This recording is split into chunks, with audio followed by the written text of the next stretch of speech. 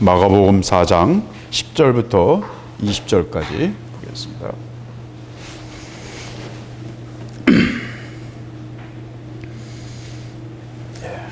제가 한 절 읽고 여러분이 한 절 읽고 교독하겠습니다. 4장 10절. 예수께서 홀로 계실 때에 함께한 사람들이 12 제자로 더불어 그 비유를 묻자오니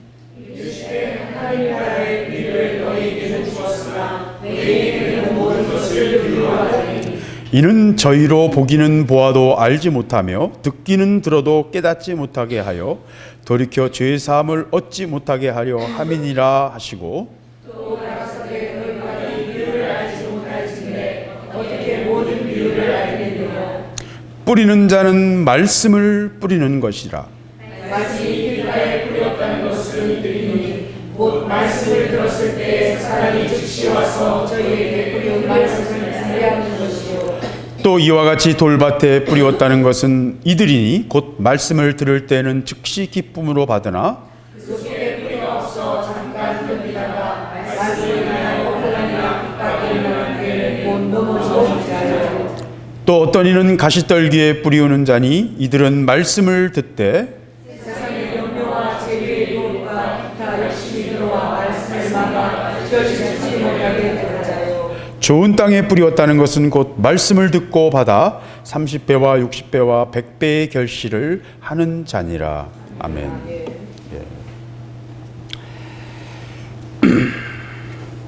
예, 오늘 말씀은 우리가 잘 아는 씨 뿌리는 자의 비유의 말씀입니다.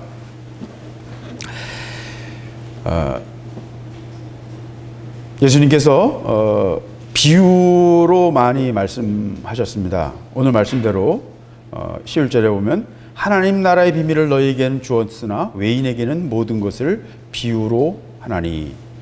그리고 13절에 보면 너희가 이 비유도 알지 못할진데 어떻게 모든 비유를 알겠느냐. 많은 비유를 말씀하셨어요. 많은 비유를 말씀하셨고 성경에 나오는 그 사복음서에 나오는 비유가 40개 정도가 됩니다. 근데 재밌는 것은 요한복음엔 하나도 없어요. 요한복음에는 단 하나의 비유도 없고요. 마태복음 23개, 마가복음 9개, 누가복음 28개의 비유가 있습니다. 근데 서로 중복되는 게 있어서 그렇고, 마태복음에는 마태복음에만 나오는 비유가 한 11개가 되고, 마가복음에는 하나 정도가 마가복음에만 나오는 비유가 있고, 누가복음엔 15개 정도의 누가복음에만 나오는 비유가 있습니다. 그래서 모두 40개의 비유가 사용됩니다.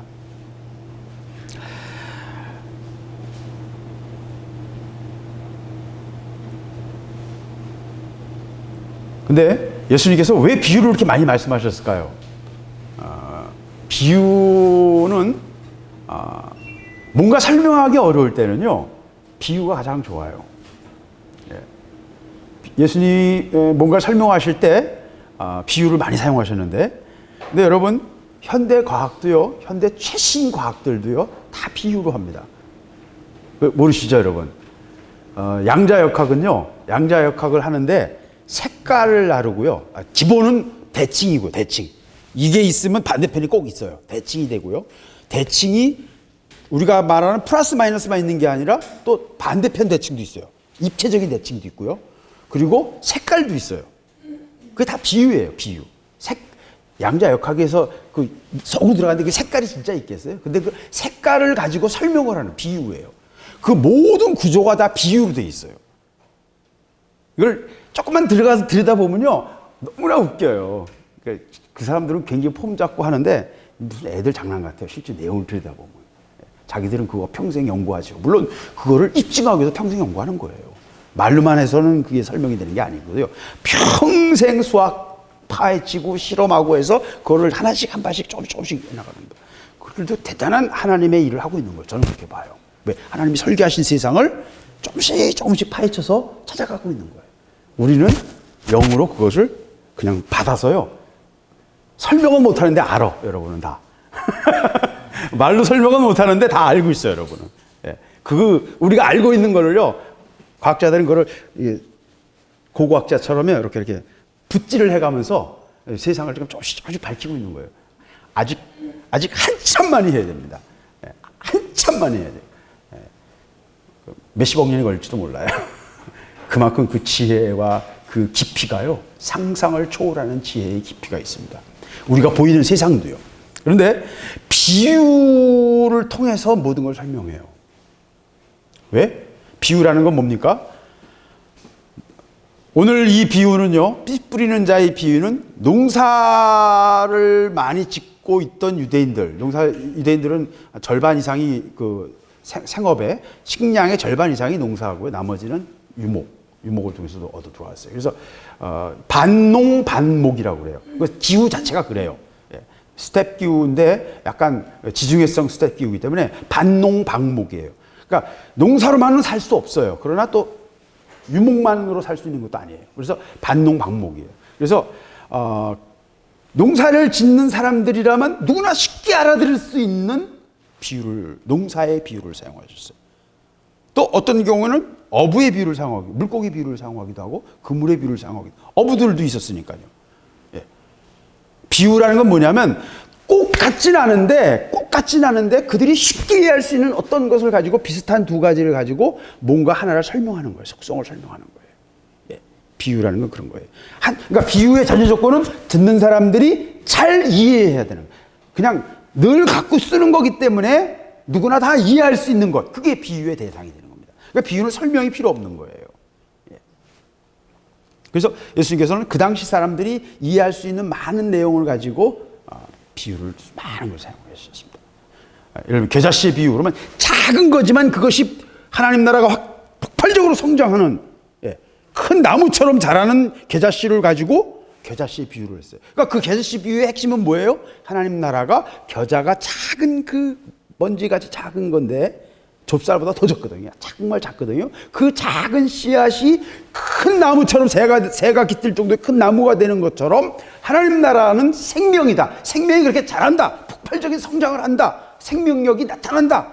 실제로 교회 살 통해서 보면 교회가 막 성장할 때는 막 정신없이 폭발적으로 성장하거든요. 생명이 자라는 건 그런 것이거든요.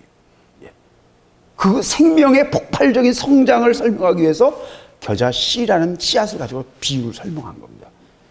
그러니까 겨자씨를 누구나 다 아니까, 겨자씨가 작다는 걸 누구나 알기 때문에, 또 겨자가 얼마나 크다는 걸 알기 때문에 그 비유가 쉽게 들어오는 거예요. 오늘 이 말씀도 마찬가지입니다. 농사 짓는 사람들은 누구나 다 아는 내용, 여러분들 농사 안 짓더라도 다 알 수 있는 내용이잖아요. 그런 그 밭을 가는 농부들을 보면서, 그 언덕 위에서 저 밭 갈고 있지 않냐? 뭐 그러실 수도 있어요. 밭을 가는 농부들을 보면서 저 밭 가는 사람들을 봐라. 그러면서 지금 비유를 하시는 거예요. 그래서 이 비유를 통해서 어떤 사람은 말씀을 받아들이고 열매를 맺는데 어떤 사람들은 왜 말씀을 받아들이지 않고 열매를 맺지 못할까라는 영적 상태에 대해서 우리에게 뭔가를 말씀하시고 싶은 것이었습니다.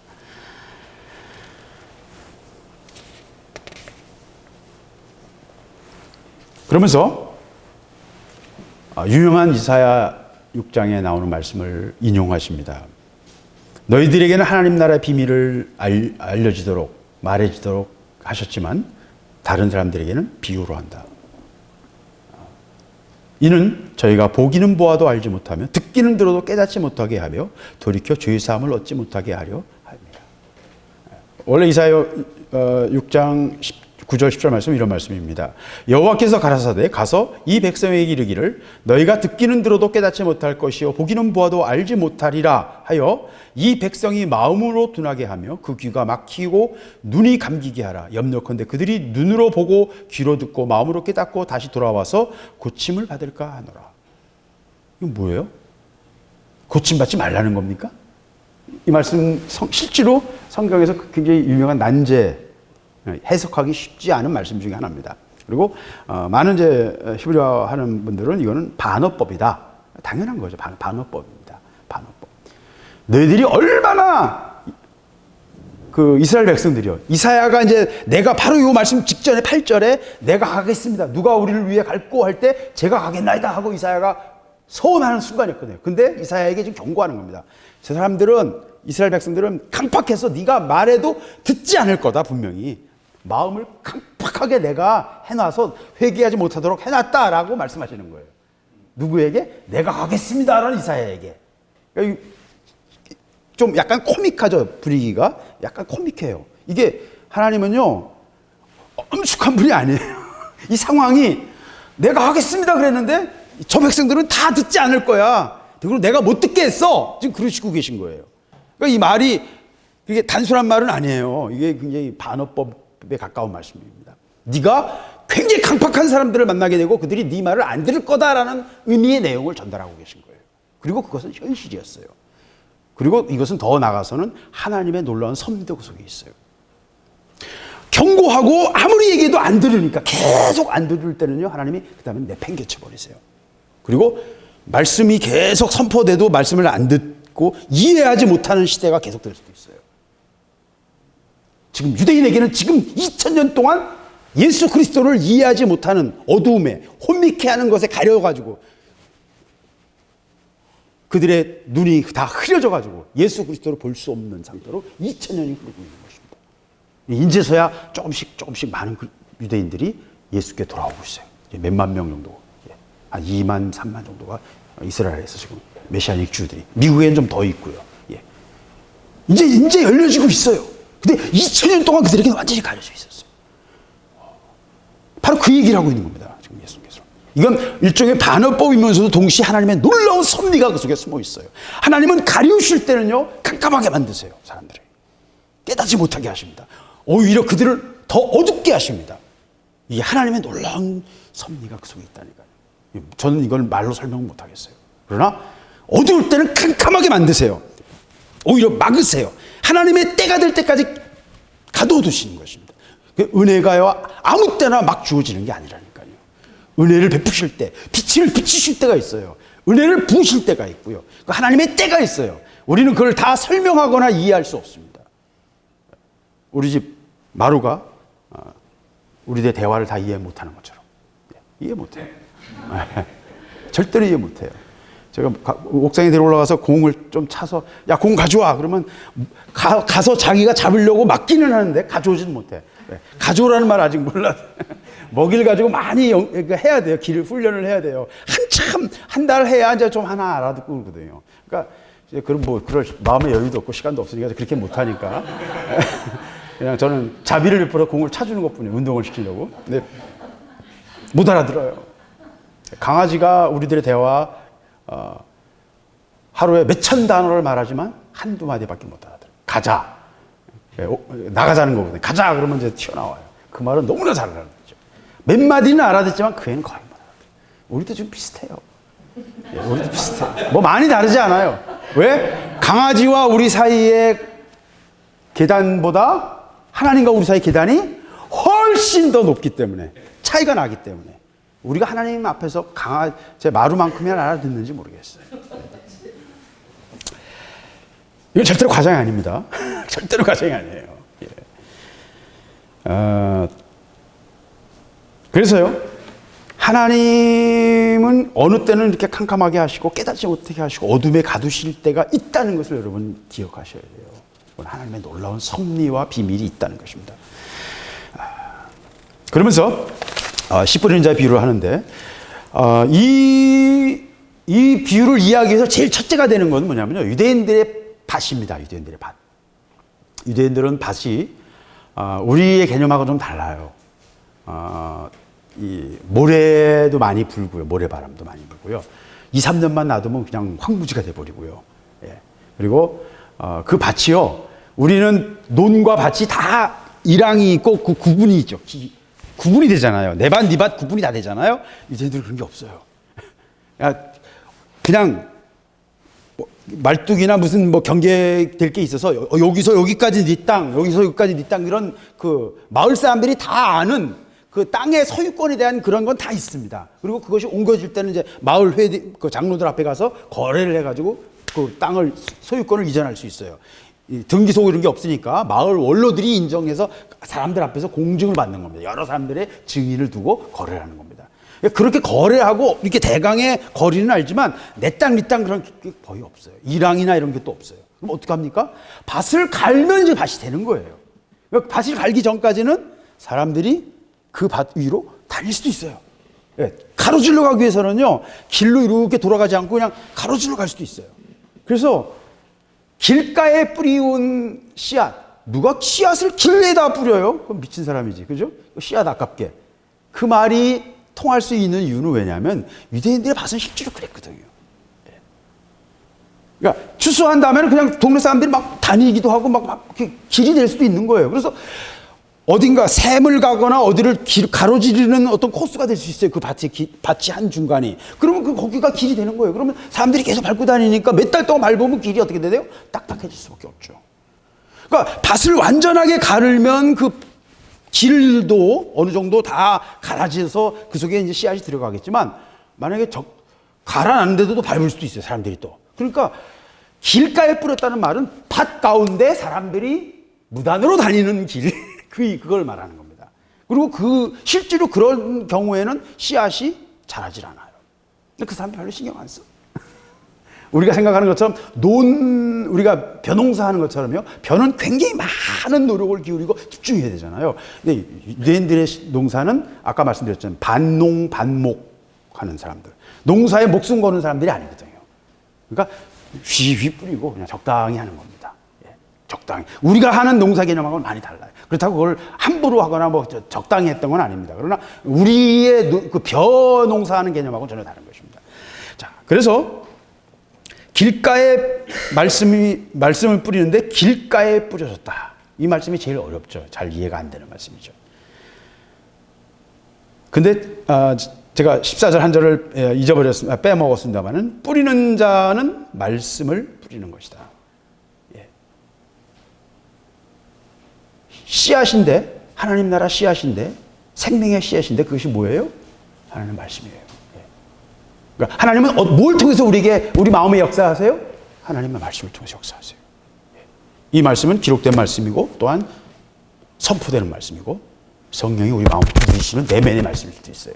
어거스틴은 일어나서 읽어라 하는 말, 그 성령의 음성에 그 말씀에 순종했을 때 그 말씀이 그를 공격했고 그 말씀에 그 영혼이 깨졌어요. 그 말씀은 어떤 형식에 대한 얘기는 아니에요. 그 순간 하나님이 그에게 말씀하시는 하나님의 말씀이에요. 기록될 수도 있고 누군가의 음성을 통할 수도 있고 방송일 수도 있고 유튜브일 수도 있고 그건 몰라요. 매체는 별로 중요하지 않아요. 귀에 들리는 거냐 눈으로 보는 거냐 그건 중요하지 않아요. 분명히 하나님이 누군가를 통해서 무언가를 통해서 우리에게 말씀하고 계시다는 거예요. 그 하나님 말씀. 하나님 말씀이 뭐예요? 씨앗이라는 것입니다. 생명의 씨앗입니다. 하나님은 말씀을 통해서 우리에게 생명을 전달하고 우리에게 하나님의 뜻을 말씀하시고 우리에게 하나님의 일을 하기를 원하십니다. 그래서 말씀을 뿌리는데 길가에 뿌려진다는 것입니다. 그래서 아까 말씀드린 것처럼 사람이 밟으니까 어떻게 돼요? 땅이 딱딱해지죠. 씨앗이 들어가려면 씨앗은 떨어지면요 습기가 적당히 맞고 온도가 맞으면 씨앗에서 배아에서 작은 뿌리가 나와요. 근데 그 뿌리는 너무 약하죠. 너무 약하죠. 그냥 손가락으로 문대면 그냥 바로 문디어져서 그냥 이제 찢어집니다. 그러니까 너무 약한 거예요. 근데 그게 그 돌과 돌 사이에 또는 흙과 흙 사이에 그 작은 간격으로 파고 들어가는 겁니다. 그 씨앗이 파고 들어가서 자꾸 계속 파고 들어가서 습기가 있는 데까지 들어가서 그 자라기 시작하는 겁니다. 그래서 사실은 씨앗이 생명으로 자라는 것 자체도 엄청난 놀라운 비밀이에요. 그 속에는 아직도 제대로 이해되지 못하는 부분들이 너무나 많아요. 예. 과학적으로 어떻게 이런 일이 있지? 이런 것들이 굉장히 많다니까요. 그 안에도. 생명이라는 것은 모든 것이 다 신기한 것들입니다. 그 속으로 하나하나 파고 들어가면요. 저는 그렇게 생각해요. 지금도 성령의 어떤 보존케 하심, 생명을 지지하시는 성령의 은사가 없다면 생명 자체가 불가능할 수도 있다고 생각해요. 그렇게 생각될 정도로 생명 현상은 신기한 부분이 너무 많아요. 지금도. 그런 거 한두 가지가 아닙니다. 수백 가지입니다. 그래서 길에 뿌려지는 씨앗이 딱딱한 그 흙, 굳어진, 사람이 밟아가지고 굳어진 흙을 속으로 뚫고 들어가지 못하니까 그 씨앗은 그냥 그 길 위에서 굴릴 수밖에 없는 거예요. 그러면 새가 와서 밥을 먹을 수 있는 거죠. 보통 다른 경우는 어떻게 됩니까? 흙을 파헤쳐서 밭을 가르면 흙이 엎치락뒤치락 되잖아요. 그리고 거기 씨앗을 뿌립니다. 그 다음에는 어떻게 하는 줄 아세요? 발로 휘휘 접으면서 농부가 그 씨앗을 묻습니다. 그러니까 어느 건 또 올라갈 수도 있고, 뭐 어느 건 더 깊이 들어갈 수도 있고, 너무 깊이 들어가면 또 못 나와요, 얘가. 씨앗이. 그 맞아야 됩니다. 그래서 씨앗을 많이 뿌립니다. 생각보다. 많은 양의 씨앗을 뿌려서 여기서 건강하게 살아남는 거예요. 자, 이 비유는 사람들에게, 그 당시 사람들에게 너무나 쉽게 이해가 되죠. 니들이 맨날 그 길 다니면서 길을 만드니까 그 밭에 거기 씨앗이 떨어지면 씨앗이 뿌리를 내리겠냐, 안 내리겠냐? 못 내린다는 거죠. 무슨 말입니까? 그 밭이 뿌리를 내릴 수 없는, 씨앗이 뿌리를 내릴 수 없는 단단해진 밭이 되어버렸다는 것입니다. 뭔가가 지나가 버렸어요. 그죠? 이 밭은 결국 우리가 잘 아는 것처럼 다른 것이 우리의 마음을 밟아버렸어요. 뭔가가 우리 마음을 빼앗았어요. 이미 마음은 굳어져 있어요. 가룟 유다가 3년간 예수님을 따랐지만 그가 예수님 앞에서 변화되지 않았던 이유는 뭔가가 다른 것이 그 마음을 이미 사로잡고 있었던 것입니다. 사람의 마음은 굉장히 무서운 겁니다. 뭔가가 사로잡히고. 이데올로기 여러분 무시하지 마세요. 이데올로기가 굉장히 무서워요. 이데올로기 빠지면요, 정신 못 차립니다. 제 친구들 중에서도 그런 친구들 많아요. 맨 처음에 너무 신실한 신앙으로 왔다가 이데올로기에 빠져가지고 막시스트가 돼버려요. 공산주의자가 돼버려요. 제 천안명수 후배, 7년 후배인데 걔도 막시스트가 됐다가 목회하면서 좀 이제 돌아왔어요. 그래서 뭐 아직도 뭐 하는 얘기 보면 아직도 뭐 멀었어. 자기 스스로를 자기는 막시스트라고 그래요. 자기는 공산주의자다. 그 이데올로기가 굉장히 무서운 겁니다. 논리를 따라가기 시작하면요, 그냥 마음이 굳어져 버려요. 지금 청와대에도 그런 주사파 애들이 청와대 비서실을 다 잡고 있지 않습니까? 나라를 갖다 바치려고 지금 작정을 하고 있는 사람들이. 김일성 수령에게 충성맹세한 사람들이거든요, 그 사람들은. 이 대한민국이라는 나라가 만들어지면 안 된다고 생각했던 사람들이. 그 사람들이 지금 다 거기 들어가 앉아 있어요. 갖다 바치려고 하는 건 너무나 당연한 거고요. 그런 사람들을 대통령으로 뽑은 게 현재 우리나라의 국민들의 수준이에요. 그러니까 한국은요, 한번 똥인지 된장인지 한번 맛을 봐야 저는 알 거라고 생각해요. 그게 피를 많이 안 흘리기를 바랄 뿐입니다. 이 얘기는 괜히 하는 말이 아니라 제가 볼 때는 뭐 거의 전쟁을 향해 가고 있는 것처럼 보여요. 저는 제 마음, 제 눈에서 볼 때는 전쟁을 향해 가고 있는 것처럼 보여요. 하나님이 자비를 베푸셔서 정말 어떤 기회를 주시길 바랄 뿐입니다. 마음이 굳어지면요, 이거 대책이 없어요. 대책이 없어요. 그래서요, 강팍한 마음을 가지지 마라. 예언자들이 계속 했던 말이 강팍한 마음.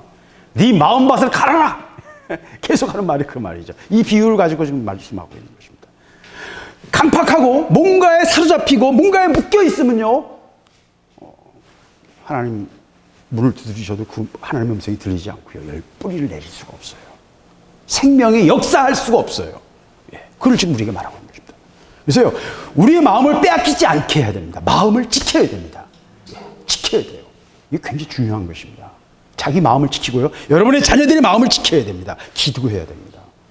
저는 그 싸움에서 굉장하게 큰 싸움이 있었던 걸 제가 알아요. 저희 어머니와 그 당시 병권사님이라고 제 중학교 때 그 중학교 선생님이셨어요. 교회 선생님이셨어요. 주일학교, 그러니까 교회 중학교 담임 선생님이셨어요. 두 분이 제가 중학교 1, 2학년 때 제가 소위 말하면 한미주의의 세례를 받았거든요. 한미주의. 그래서 뭐라고 생각했냐면 성경은 이건 옛날 사람들의 이스라엘 사람들의 역사 이야기고 진화론이 맞고 과학이 맞다라고 생각을 한 거예요. 참 이제 중학교 들어갔으니까 이제 막 그런 세계에 대해서 막 이해를 하기 시작하니까 저는 뭐 확 그 세례를 받은 거예요. 그래가지고 그것 때문에 어머니와 그 병권사님이 얼마나 기도하시는지 몰라요. 나중에 와서 제가 깨달아진 거예요. 그것 때문에 어머니와 병권사님이 계속 기도하셨어요. 저는 그 영적 싸움에서 제가 이겨 넘어갔기 때문에 제가 주님을 알 수 있었던 겁니다. 그러나 실제로 제가 주님 만난 건 고등학교 3학년 졸업한 다음에, 졸업한 다음 직후네요. 하여튼 대학부 첫 수련회 가서 제가 주님을 만났으니까요. 교회 활동도 하고 신앙부장도 하고 다 했지만 내 개인적으로 주님과 나와의 만남은 없었습니다. 왜? 합리주의의 세례가 저를 지배하고 있었거든요. 교회 활동하고 다 하지만 전 고3 때도 저 수예배까지 나갔으니까요. 얼마나 열심히 했어요. 그러나 내가 주님을 몰랐어요. 내 머릿속에서는 내가 합리주의가 나를 지배하고 있었어요. 사람의 마음은요, 뭔가에 노출돼서 굳어지면요, 들어가지 못합니다. 굳어지면요. 거기에 그 밟히면요, 마음이 그냥 눌려버려가지고 그냥 굳어져 버려요. 그러면 하나님의 영이 역사를 못합니다. 믿더라도 원리로만 믿어요. 원리로만. 이게 참 어렵습니다. 가론유다처럼요. 다른 것이 그 마음을 이미 지배하고 있는 것입니다. 말씀을 들었을 때 사단이 즉시 와서 누가복음 8장 5절에 보면 공중에 새들이 먹어버렸고, 새를 사단이라고 해석한 거예요. 지금 마가는. 그래서 저에게 뿌리운 말씀을 빼앗는 것이요. 말씀이 마음에 들어가기도 전에 다른 것이 이미 굳어있기 때문에 그 말씀을 방해한다는 겁니다. 여러분, 사단이 언제 제일 역사하는 줄 아십니까? 제가 지난주도 말씀드렸지 않습니까? 전쟁의 원칙은 핵심부를 공격해라. 사역자들을 공격하고 신학교를 공격하고요. 핵심부를 공격. 로마 캐톨릭이 왜 저렇게 엉망이 됐습니까? 그 핵심부를 공격하는 겁니다. 핵심부를 공격하는. 거기에 대한 하나님의 전략은 분산이에요. 왜 교회가 이렇게 막 쪼개지는 줄 아십니까? 하나님의 전략이에요. 제가 볼 때는 하나님의 전략. 분산이에요. 이 똑같은 원리가요, 자연에도 들어있고요. 또 여러분이 컴퓨터, 인터넷 하시잖아요. 인터넷 시스템을 통해서 인터넷이 어떤 구조를 가지느냐가 미래의 정치 권력과 미래의 사회를 결정합니다. 이거는 꿀벌들 사회를 봐도 그렇고 개미 사회도 봐도 작은 원리 한두 가지에 의해서 사회가 결정되거든요. 근데 인터넷도 똑같아요. 근데 그 인터넷을 어떻게 구성하는가의 기본 원리가 또 어떤 원리를 취하는가에 따라서 전혀 다른 사회를 만들게 됩니다. 그런 게 다 여기 똑같은 원리가 다 들어있어요. 아주 정확합니다. 최근에 나오는 비트코인 이야기, 그게 이제 블록체인 암호 기술인데, 그건 모든 암호는 은행에서 관리하잖아요. 은행에서. 그러니까 은행만 딱 잡고 있으면, 은행을 쥔 사람은 모든 사람의 생명줄을 쥐는 거예요. 왜? 계좌 계좌 번호를, 내가 가지고 있는 계좌의 암호를 딱 바꿔버리면 내가 아무리 돈이 많아도 그 속에 계좌를 쓸 수 없으니까. 그 사람의 생명을 쥐는 거거든요. 그걸 못하게 하려고 블록체인 기술을 하는 겁니다. 이거 무슨 말을 하는 거냐면, 작은 구조 하나에 의해서요, 전혀 다른 세계가 만들어질 수 있다는 걸 말하고 있는 것입니다. 마귀는요, 그런 작은 것들을 다르게 뒤집어 버림으로써 세상을 뒤집어 버려요. 막스 한 사람의 글을 통해서 이 세상에 얼마나 많은 사람들을 고통스럽게 했고요. 수억을 죽였고요. 3,500만의 그리스도인들이 학살당했고요. 순교당했고요. 수많은 사람들이 고통받았어요. 근데 그 사람 한 사람의 뒤집힌 생각 때문입니다. 막스는 막스의 아들이 말하지만 자기 아버지는 사탄주의자였다라고 그 아들이 썼던 그 글이 있어요. 고백이 있어요. 반항, 신학생이었고 유대인이었는데 반항심이었어요. 그래서 그 한 사람의 객기가 인류에게 끼친 그 해악은 말로 다 할 수 없는 엄청난 결과를 가져옵니다. 그래서 마귀가요, 얼마나 우리에게 별거 아닌 것 같은데, 여러분의 잘못된 선택 하나에 의해서 여러분의 밑에 가서 후대, 얼마나 갈지는 모르겠습니다만, 주님이 오시면 또 갖다 무의미하겠지만, 여러분 하나의 잘못된 선택이 여러분 후대에 가서는 얼마나 큰 결과를 가져올지 아무도 몰라요. 지금 그 얘기를 하고 있는 겁니다. 작은 변화인데도요, 그것이 사회 자체를 바꿔버릴 수도 있어요. 아까 말한 것처럼 블록체인이라는 작은 기술 하나가요, 완전한 사이버 독재 사회를 만들 수도 있고 민주주의 사회를 만들 수 있어요. 기술 하나에 의해서 그게 차이가 나는 겁니다. 그것 가지고 지금 싸우고 있거든요. 그거 지면 우리가 독재 사회를 살 수밖에 없어요. 그건 암호 전쟁이지만 그 자체가 기술과 기술의 전쟁입니다. 또 동시에. 그래서 블록체인 기술이 성공하면 구조적으로, 사회적으로 민주주의를 지킬 수 있어요. 왜? 각자가 암호를 가질 수 있으니까. 각자가 자기의 비밀을 지킬 수 있으니까. 그 기술 자체가 그런 기술이에요. 서로 분산되게 모든 비밀을, 원장을 갖다 분산해서 보관하거든요. 암호화시켜서. 근데 이걸 설명하기 참, 제가 말을 지금 계속 돌리고 있기 때문에 여러분이 잘 이해가 안 되실 것 같은데, 마귀는요, 그래서 말씀이 떨어지자마자 그걸 집중적으로 공격합니다. 왜? 쓸데없는 거 마귀도 낭비 안 해요. 핵심을 공격해요. 핵심을. 딱딱 핵심을 공격한다니까요. 예. 그리고 그 공격이 여러분 후대에 가면 어떤 결과로 뒤집어질지는 아무도 모르는 거예요. 예. 그것에 의해서 엄청난 결과를 가져올 수 있다는 말을 하는 겁니다. 내가 선택한 건데 이게 무슨 큰 의미가 있겠느냐? 아니요, 그렇지 않아요. 그렇지 않아요. 여러분이 열매 맺지 못한 것 때문에 또 몇백만 명의 영혼이 하나님 나라에서는 전혀 등록되지도 못하고 끝낼 수도 있는 거예요. 예. 얼마든지 그럴 수 있는 것입니다. 여러분 증조 할머니가 안 계셨으면 여러분 지금 존재하지 않잖아요. 그런 것처럼. 여러분의 불순종 하나가요, 얼마나 엄청난 결과를 가져올지 그건 모르는 거예요. 지금 저는 그 얘기를 하고 있는 것입니다. 마귀는요, 그래서요, 즉시 와서 즉시 반응합니다. 결정적인 순간에 대해서는요, 즉시 반응합니다. 사단이 즉시 와서 저에게 뿌리운 말씀을 빼앗는다. 뭐 우리가 계속해서 말했지 않습니까? 지난주에도 말씀드렸죠. 고린도후서 4장 3절 4절 마음을 혼미케 하여 그리스도 영광의 복음의 광채가 비치지 못하게 한다. 예, 가로막습니다. 마귀는 하나님의 영광, 하나님의 은혜가 생명이 나타나는 일에 즉시 반응하고요.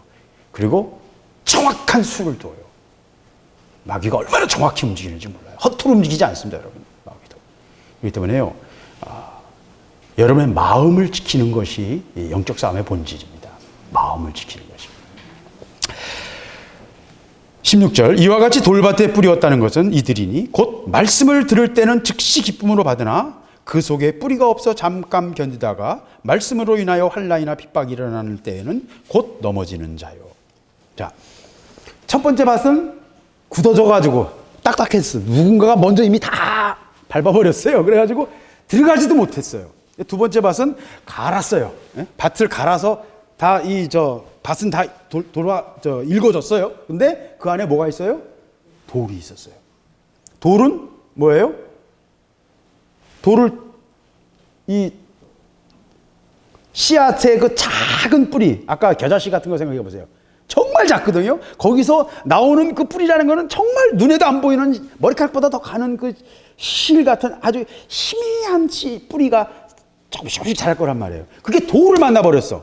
그러면 씨앗은 돌은 아무리 작은 자갈이라도 그 작은 씨앗에 비교하면 그 씨앗의 입장에서는 몇백 미터의 넓이란 말이에요. 씨앗을 사람의 크기로 본다면 엄청나게 넓은 거라서 씨앗이 아무리 자기 가진 모든 자원을 다 써도 그 뿌리가 그 돌을 벗어날 수가 없어. 그러면 그 뿌리는 어떻게 돼요? 죽을 수밖에 없는 겁니다. 더 이상 그 돌을 밑으로 내려갈 수가 없는 거예요. 이거 좀 길게 설명했습니다만은 생명의 뿌리를 내려서 생명의 역사를 하기까지는요, 수분이 있는 데까지 내려가야 돼요. 공급받을 수 있는 데까지 내려가야 돼요, 뿌리가. 공급받을 수 있는 데까지 내려가야 뿌리가 공급을 받고 점점 자라게 돼서 흔들리지 않을 수 있어져요. 공급받을 수 있는 데까지 내려가야 되는데 내려가지 못한다는 거예요. 그러니까 뿌리가 없어요. 뿌리가 없어요. 뿌리가 없다는 말은 공급받지 못하는 삶입니다. 영적으로 공급받지 못하는 삶을 살면 누군가의 도움을 받아요. 이슬로만 사는 거예요. 이슬로만. 예. 뿌리가 없으니까. 예. 이슬로만 사는 거예요. 뭐 이 얘기는 길게 하지 않겠습니다. 돌밭은 생명을 뿌리를 내릴 수 없게 만드는 깨어지지 않은 것들입니다. 단단한 것들입니다.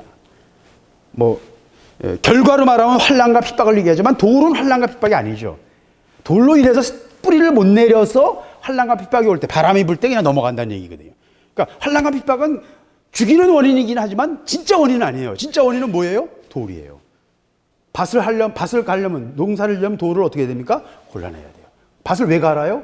그 돌을 골라내는 거예요. 근데 신기한 거는요, 몇천 년 동안 밭을 일궜을 거 아닙니까? 몇천 년 전부터 농사 졌어요, 이 땅에서 다. 우리 선조들이. 8천 년 전에도 여기 땅에서 벽시가 나와요. 여기 고향 가와지 벽시 같은 거 7, 8천 년 전 벽시거든요. 몇천 년 전에 농사를 졌어요. 근데 몇천 년 동안 그렇게 걸러냈는데도 아직도 돌이 있네? 왜 이상하죠? 돌이 어디서 누가 갖다 뿌리는 거야. 그건 연구해 봐야 돼요. 그거 연구해서 노벨상 받을지도 몰라요. 그 돌이 어디서 오는지 신기해요. 그건 정말 신기해. 지금도 잘 이해가 안 돼요. 돌이 계속 파도, 그 농부들이 얘기하거든요. 계속 파도 계속 갈 때마다 또 돌이 나와요. 뭔가 순환이 되는가 봐요. 예, 땅 밑에서 또 뭔가 순환. 물론 지렁이가 순환을 시켜요. 지렁이가 농사 짓는 것의 50%는 지렁이가 하는 겁니다. 근데 지렁이가 순환을 시키는데 그것만 갖고는 지렁이가 돌을 만들 리는 없잖아요. 그러니까 지금도 잘 이해가 안 되는데 그렇게 몇천 년 동안 파내는데도 돌은 계속 나와. 그래서 계속 밭을 갈아야 돼요. 그 돌은요. 신기한 돌이에요. 굳은 마음. 아까 길가라고 했을 때는요. 그 굳은 것은 그 마음이 굳었지만 밖에서 다른 것이 그 마음을 지배한 거예요. 근데 이번 거는 흙은 갈았어요. 한번 갈았단 말이에요. 은혜는 받았어요. 그런데 아직 처리 안 된 것들, 숨어 있는 것들 속에, 숨어 있는 죄들, 어떤 자기도 모르게 그냥 용인하고 있는 논리, 세계관. 그리스도인이요, 이 세상 세계관을 그대로 인정하면요, 그 인정한 부분만큼 하나님 나라가 생명이 없어요. 예. 여러분, 관습, 풍습, 결혼할 때 막 하는 따지는 것들 있잖아요. 예. 그거 다 하나님 앞에서 다 질문해야 돼요. 세계관을 인정하고 세상의 논리를 인정하면요, 내가 인정한 부분에 있어서 하나님의 역사가 안 나타난다니까요. 저는 그거 많이 봅니다. 숨어있는 굳은 마음들, 생명을 거부하는 것들. 돌은 생명이 자랄 수 없잖아요. 그러니까 생명을 거부하는 것들이 있어요. 예. 뿌리 못 내리게 하는 것들. 세상의 논리일 수도 있고, 관습일 수도 있고, 풍습일 수도 있고, 관료일 수도 있고, 내 어떤 취미일 수도 있고, 내 마음을 빼앗는 것일 수도 있고, 생명을 따라 살지 못하게 하고 넘어지게 하는 것들. 그 뭔가가 있어요. 그 돌들을 골라내야 됩니다. 열매 맺고 싶으면 그 돌들을 골라내야 돼요. 오늘 지금 그 얘기를 하고 계신 겁니다. 또 18절, 또 어떤 이는 가시떨기에 뿌리운 자니 이들은 말씀을 듣되 세상의 염려와 재래의 유혹과 이타 욕심이 들어와 말씀을 막아 결실치 못하게 하는 자요. 자, 돌은 걸러냈어요. 돌은 걸러내는데 또 어떤 사람들은 뿌리도 내리고 다 잘하고 있어. 근데 다른 가시덤불이 옆에 있어가지고 그 가시덤불이 항상 사람이 키우는 식물은 열심히 가꾸어도 막 병들기도 하고 막 그러는데 잡초들은요, 아무도 안 키우는데 그냥 이렇게 자라요. 저희 집 앞에도요, 거기가 연립주택 단지로 지금 막 몇백 채가 들어와 있거든요. 근데 그래서 보니까 그 하수구를, 그러니까 그 전에는 하천이었던 데를 하수구를 이렇게 길게 묻었어요. 몇십 미터, 한 50m 정도를 하수구를 묻었어요. 그러니까 묻은 지 한 2달도 안 되는데 생각하지 않고 있다가 눈여겨 봤더니 분명히 그냥 한 달 반 정도 전에는 그냥 저거였고요. 개울이었고 흙을 덮었고 그다음엔 붉은 흙으로, 황토흙으로 확 덮여 있었는데 며칠 전에 지나가다 보니까 풀이 이만큼 자랐더라고요.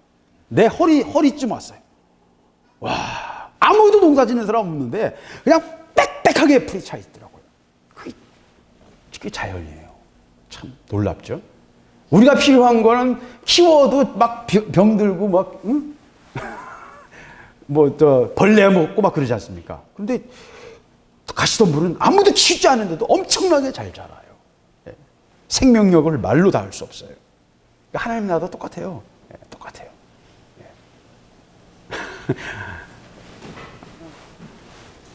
마음을 빼앗기는 것입니다. 다른 것에 마음을 빼앗겨요. 염려와 유혹과 욕심, 일락, 어떤 내 만족, 기쁨, 내 마음의 기쁨을 구하는 것. 그래서 돌은 그것 때문에 생명의 역사가 일어나지 못하게 하는 어떤 숨어 있는 것이라면 이것은 내 마음을 빼앗는, 적극적으로 돌은 마이너스 어떤 디펜스하는 마귀가 막는 거라면 이거는 적극적으로 우리의 마음을 빼앗아가는 것입니다. 다른 의미에서 내가 스스로 하는 거예요. 내 스스로, 내가 스스로 내 편에서 내가 하는 거예요. 신앙생활하면서 목구멍이 포도청이죠. 예, 현실은 냉정하잖아요. 그렇잖아요. 예, 누가 공짜로 줘요? 예, 현실은 냉정하거든요. 그래서 하나님 사람들은요, 이거 다 통과해야 돼요. 하나님만 바라보는 것을 통과해야 돼요. 이거 통과하지 않고 하나님의 일을 하는 사람들은 별로 없어요. 하나님 일을 하려면요, 통과해야 돼요. 통과 쉽지 않습니다, 여러분. 한두 번은 통과해. 으쌰으쌰 하고 통과. 그건 뭐 아무 누구나 하죠. 삶 속에서 항상 하나님 앞에서 흔들리지 않고 하나님이 주시는 만나로 산다는 것을 고백할 뿐만 아니라 실제로 삶 속에서 경험하는. 염려와 유혹과 다른 것들이 우리 마음을 빼앗기 시작하면요, 여러분 거룩하게 자꾸 만들고요, 뭐 명분을 붙이고요, 그거 다 하나님 앞에서 아무 의미 없어요. 하나님 일을 많이 하겠습니다. 하나님 그런 거 하도 많이 속으셔서 이제 속지도 않으세요. 제일 많이 속은 게 솔로몬한테 제일 많이 당하셨거든요. 엄청 갖다 부었는데 엄청 죄를 막 부은 만큼 죄를 짓고 앉았어요. 그렇게 빨리 타락할 줄은 하나님도 모르셨을 거예요. 그러니까 물질이 만만치 않습니다, 여러분. 많은 죄의 종들이 물질에서 다 넘어가요. 물질에서 넘어가요. 70%가 물질에서 넘어가요. 그것도 새끼들 때문에.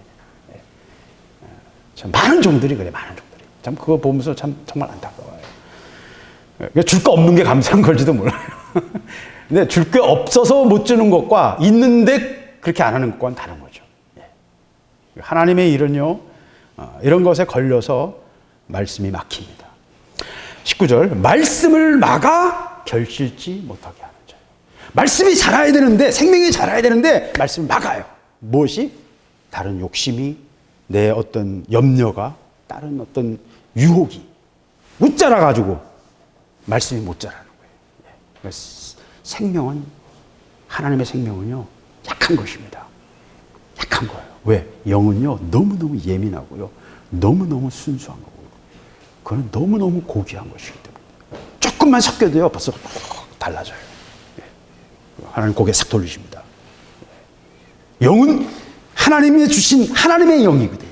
살리는 것은 영이고 육은 무익합니다. 섞이면요, 하나님 돌아보지 않으세요. 그래서 섞이는 게 제일 우리가 하나님의 일을 할 때 깨어있어야 될 부분이에요. 섞이면요, 자기는 거룩하다고 생각하지만 섞인 거는 하나님 안 보세요. 섞인 것이 제일 두려운 것입니다. 뭐 이 얘기는 나중에 또 한번 다룰 수 있을 때 한번 다뤄보겠습니다. 어쨌든 말씀을 막아서 결실치 못하게 합니다. 하나님의 목적은 뭡니까? 20절, 좋은 땅에 뿌렸다는 것은 곧 말씀을 듣고 받아 30배, 60배, 100배 결실하는 자니라. 누가복음에서는 착하고 좋은 마음으로 말씀을 듣고 지키어 인내로 결실하는 자니라. 마태복음에서는 말씀을 듣고 깨닫는 자니. 깨닫고 좋은 말씀으로 좋은 마음으로 그 말씀을 지키고 인내하여서 결실한다. 여러 가지 말로 표현합니다만 여러 같은 말이에요. 말씀을 듣고 그 말씀을 깨닫고 그 말씀이 내 삶 속에서 믿어지고 하나님의 뜻을 순종하고 그 뜻을 이루는 것, 말씀의 열매가 나타나는 것. 그래서 생명은 항상 뭐예요? 생명은 결실이 있는, 열매가 있는 거예요. 근데 이 결실을 위해서는요, 만만한 싸움이 아니죠. 연어는 수천 킬로미터까지 바다로 내려갔다가 자기 고향으로 올라오는데 온 몸이 다 만시창이가 될 때까지 막 찢어져요. 올라가기 위해서. 막 폭포도 기어오르고요. 새끼를 낳기 위해서, 생명을 낳기 위해서 자기 몸 전체가 다 찢어지면서 알 한 번 낳고 죽는 거예요. 생명을 낳기 위해서 자기 목숨을 바칩니다.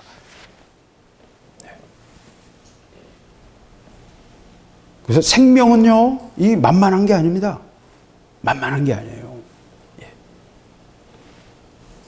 생명을 낳는다는 것, 생명을 열매 맺기 위해서는요, 정말 온전하게 집중해야 됩니다. 헌신해야 돼요. 생물학적으로도 그렇고요, 영적으로도 똑같습니다. 똑같아요, 이거는. 생명은요, 생명에 집중하지 않으면요, 생명 맞습니다. 연어처럼. 연어가 딴 생각, 뭐 꼭 거기 가야 돼? 거기만 물이야? 그러면 연어가 아니죠, 이제. 그다음부터는. 그건 연어가 아니에요. 목숨을 걸고 자기 전체를 걸죠. 지금 뭐 인간도 그렇지 않습니까? 새끼 하나 낳고 새끼 키우기 위해서 인생을 다 쓰는 거 아닙니까, 사실은. 모든 생명이 다 그래요. 결실을 위해서 존재합니다. 그리고 결실을 통해서 이어져 가는 것입니다. 복음도 마찬가지입니다. 하나님의 나라도 마찬가지입니다. 복음은 정보 전달이 아니고요. 복음은 생명의 전달이에요. 그 생명을 영적인 접촉을 통해서 불과 불이 전달되듯이 생명으로 생명이 전달되는 것이고 그것이 열매 맺는 것이라는 것입니다. 그래서 결실을 맺어야 돼요. 그런데 뭔가 다른 것에 묶여 있으면 말씀이 막히거나 또는 넘어지거나 넘어져 버리면 생명이 계속 역사하지 못하니까 그렇죠?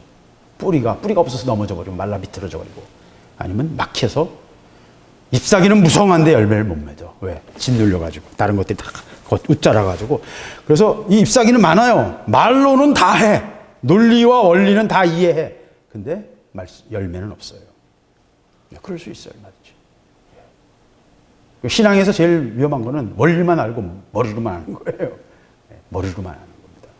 그러면 안 됩니다. 그럼 하나님 대가를 많이 치르게 하십니다. 저처럼. 네. 대가를 많이 치르게 하세요. 머리로만 아는 거로는 신앙이 안 됩니다. 네. 그래서요,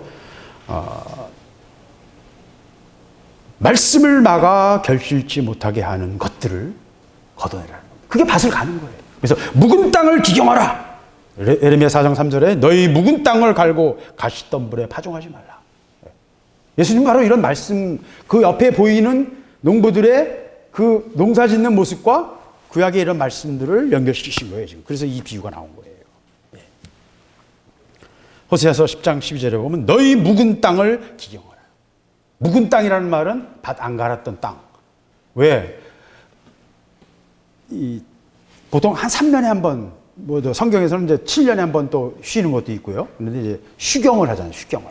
그럴 때 휴경했던 땅은 묵은 땅이라고 하죠. 묵은 땅을 갈아야죠. 그러면 그 땅에서는 열매가 더 많아요. 왜? 농사 안 짓던 땅이니까. 그래서 너희 묵은 땅을 기경해라. 이 비유는요, 우리의 영적 상태, 우리가 어떻게 해서 하나님 말씀을 받아들이고 어떻게 해서 왜 하나님 말씀에 열매를 맺지 못하고 어떻게 해서 열매를 맺을 것인가에 대한 우리의 영적 상태에 대한 진단입니다. 근데 이 정보를 여러분이 듣고 이 진단에 대해서 이해했어요. 그렇다고 여러분이 열매 맺을까요? 아닙니다. 그 정보가 뭐가 돼야 돼요? 여러분의 삶을 변화시켜야 돼요. 그 말씀이 나에게 지혜를 줘야 돼요. 이 말씀이 내게 지혜를 줘야 돼요. 아, 내가 돌을 골라야겠구나.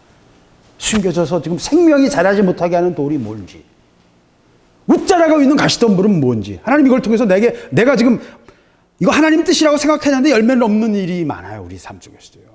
그런 거 많아요. 가시덤불일 수도 있어요. 거룩해 보일수록 더 그럴 수도 있어요.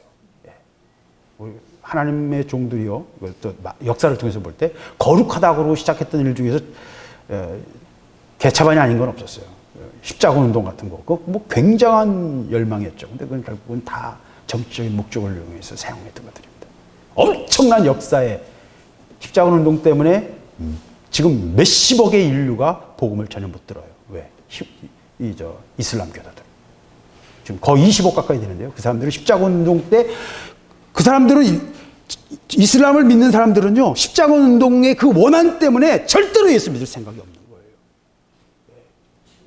그 불순종 하나가, 교황 몇 사람이 정치적인 목적으로 시작했던 불순종이 가장 거룩한 이름으로 치장했던 그것이 수십억의 사람들에게 생명의 길을 막는 엄청난 안반의 돌이 되어 있는 거예요. 무서운 얘기입니다. 그러니까 함부로 거룩하다고 말하면 안 됩니다. 그게 나중에 제가 아까 계속 길게 말했던 얘기가 바로 이런 결과를 말하는 겁니다. 역사에서 잠깐 어떤 이유로 일어난 일이었는데 나중에 가서 이런 엄청난 거대한 안반이 되는 거예요. 하나님이 또 그 뭔가를 하시겠죠.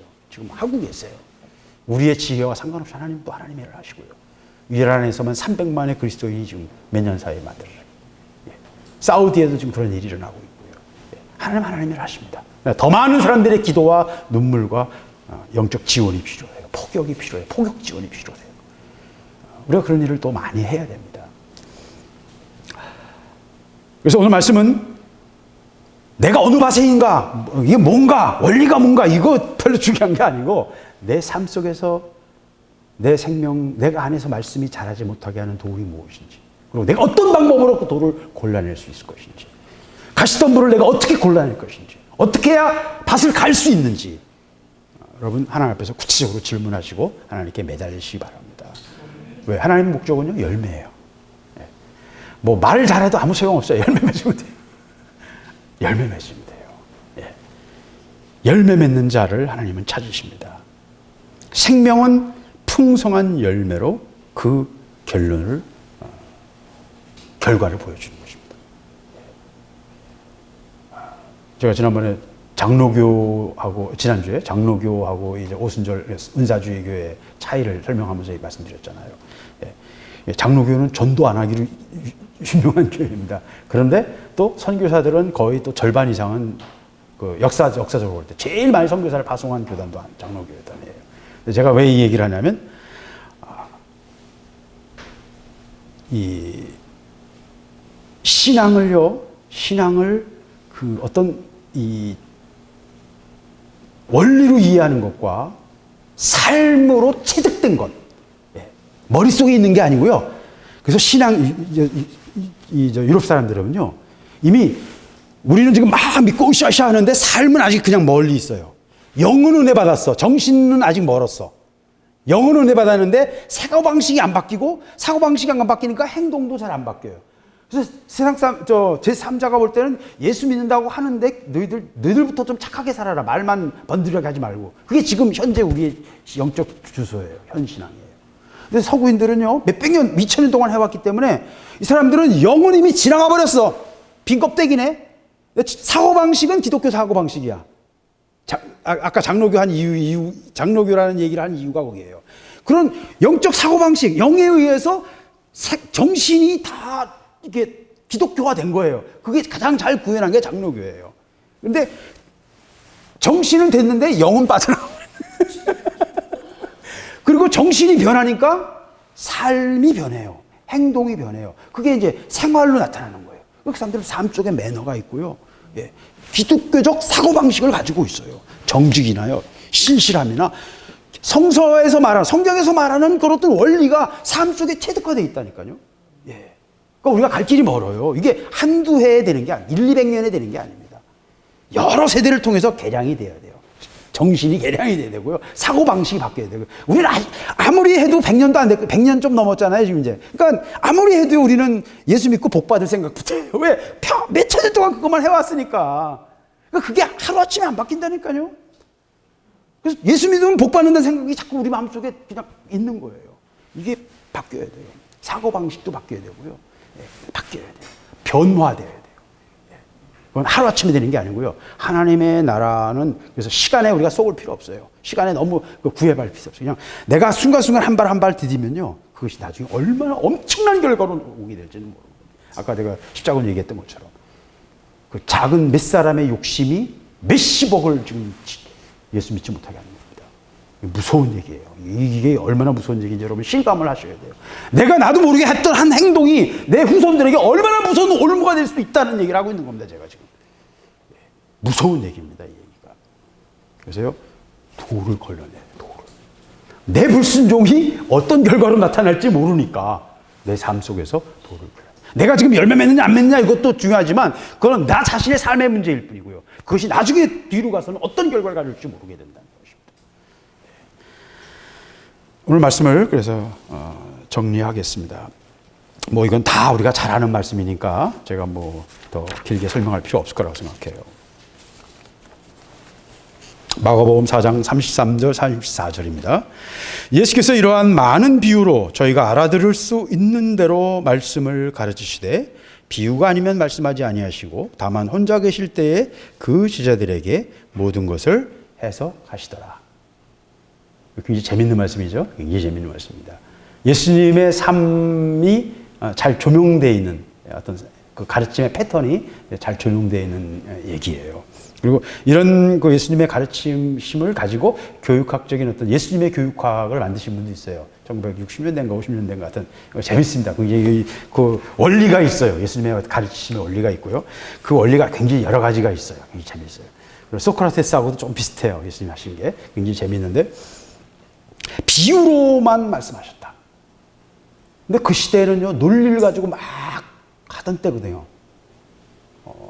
바로 그 직전에 아리스토텔레스가 산단론법을 가지고 아리스토텔레스의 철학이 그 이후로 칸트 올 때까지 아리스토텔레스의 논리가 세계를 지배했어요.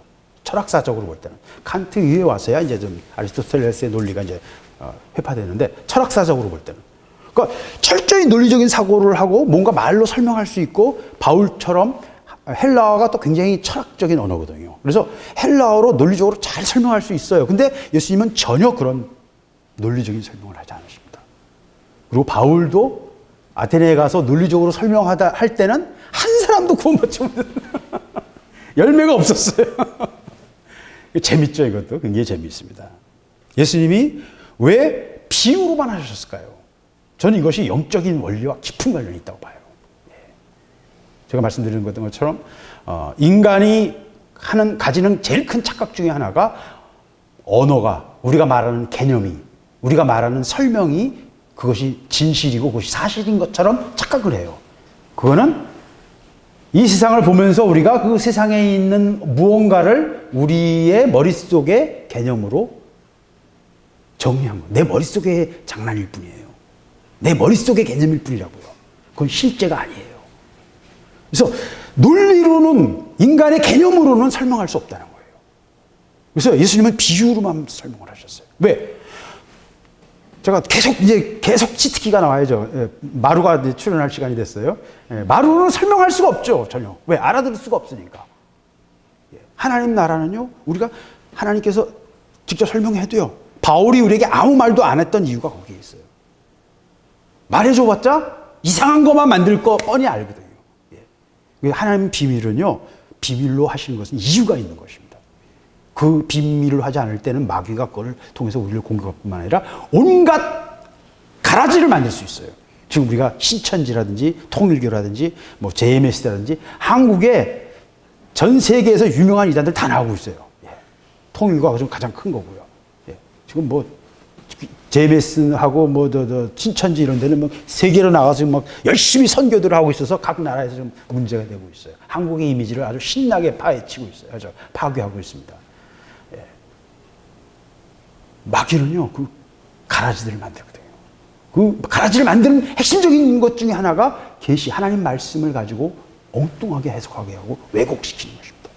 그래서 하나님 말씀을, 하나님이 우리에게 계시를 감추신 거예요. 계시라는 말 자체가 감추어진 걸 드러내는 거거든요. 감추시는 것은 이유가 있는 거예요, 항상. 감추는 게 유리할 수도 있어요. 그걸 드러내는 게 심각한 사회를 만듭니다. 과거에는 우리가 성의 문제를 다 감췄잖아요, 어른들의 일로. 그걸 드러내는 것이 솔직한 것이고 사회가 쿨한 것이다 생각했죠. 근데 드러내니까 어떤 사회가 돼요? 지옥이 되고 시작해요.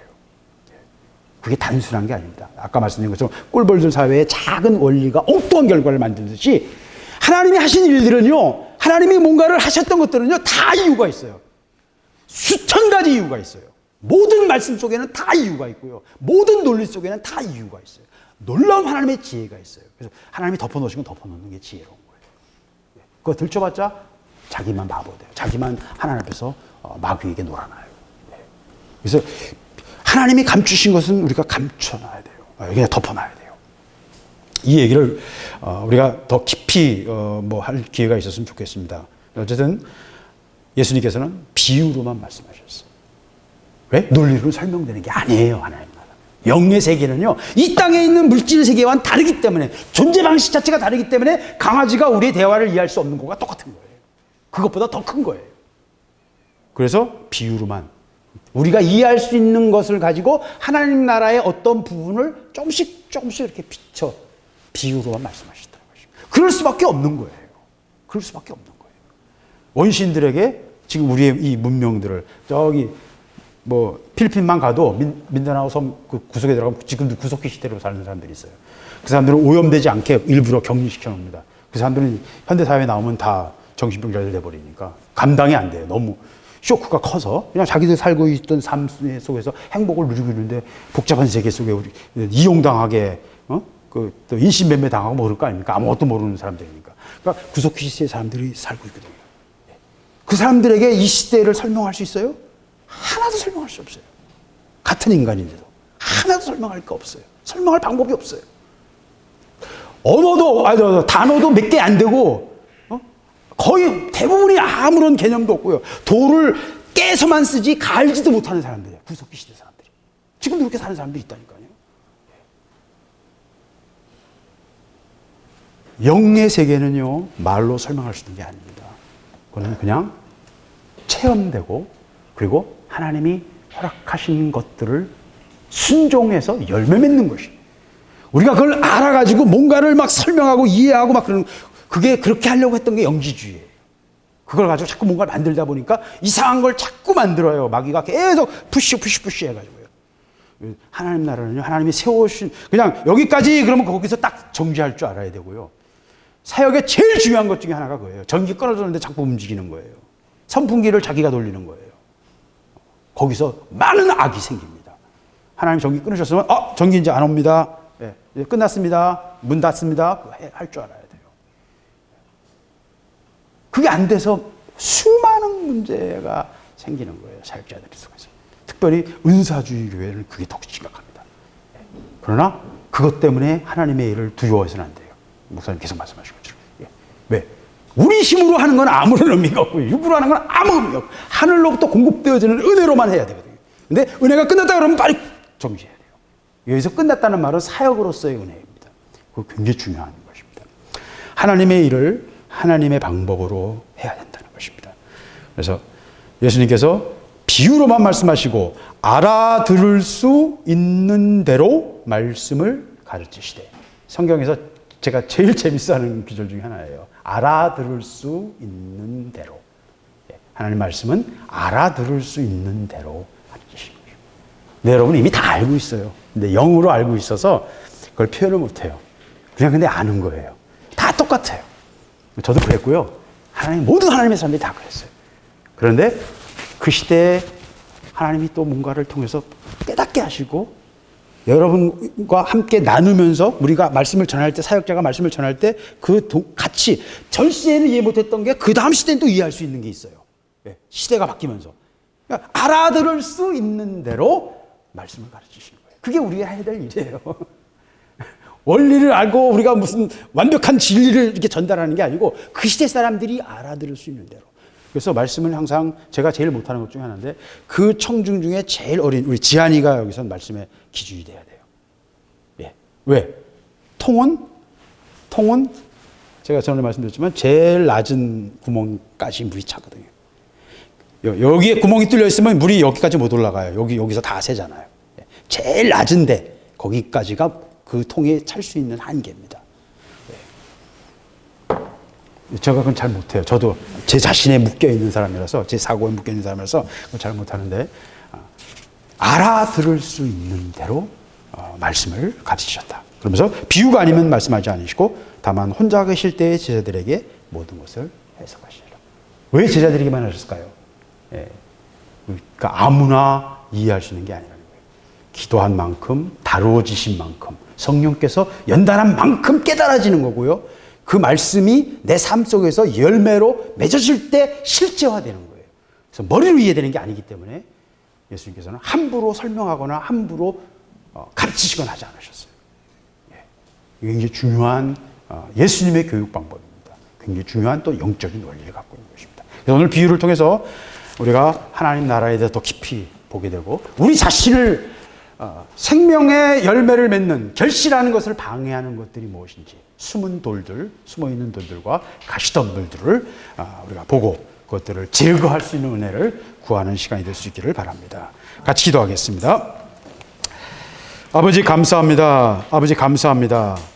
아버지의 말씀을 우리가 먹기를 원하며, 아버지 우리가 좋은 밭이 되기를 원합니다. 아버지께서 밭을 가시는데 아버지 우리는 죽겠다고 난리치고 발광을 합니다.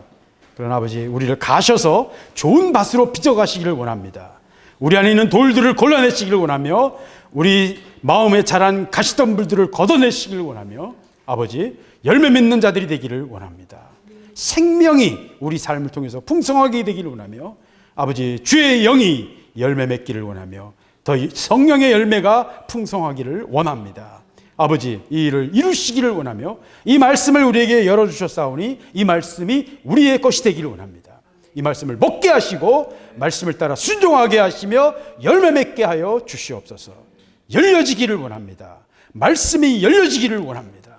아버지, 이 영적 싸움을 싸우게 하시고 우리가 믿음으로 열어서 돌들을, 우리 마음밭의 돌들을 걷어내게 하시고 가시덤불을 잘라내게 하시며 우리가 열매 맺기에 부족함이 없도록 우리 자신을 돌보는 지혜로운 농부와 같이 우리의 마음을 돌보기를 원하며 우리에게 맡겨진 영혼들의 마음을 돌보기를 원하며 아버지, 우리가 살펴 열매를 풍성히 맺는 지혜로운 농부가 되기를 원합니다.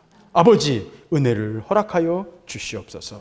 도와주시며 우리는 우리의 돌들을 해결할 방법이 없습니다. 아버지, 우리의 죄를 해결할 방법이 없고 숨겨져 있는 죄들, 숨겨져 있는 악한 습관들, 아버지, 깊은 속에 있는 많은 상처와 우리가 감당할 수 없는 많은 문제들, 아버지, 이 세상의 염려들, 아버지, 우리가 감당할 수 없는 것들을 주님 앞에 내려놓고 주님 앞에서 이 문제들을 해결하기를 원하며 우리가 자유함을 얻기를 원하며 아버지, 좋은 밭이 되기를 원합니다. 주여, 우리는 아무것도 할 수 없사오니 주여, 우리를 빚어주시고 다스려주시고 우리를 새롭게 하여 주시옵소서. 오늘 말씀을 우리가 먹고 이 말씀의 열매를 맺게 하여 주시옵소서. 주께서 함께 하시며 주께서 이 말씀으로 역사하실 것을 믿습니다. 예수 그리스도의 이름으로 기도드렸습니다. 아멘.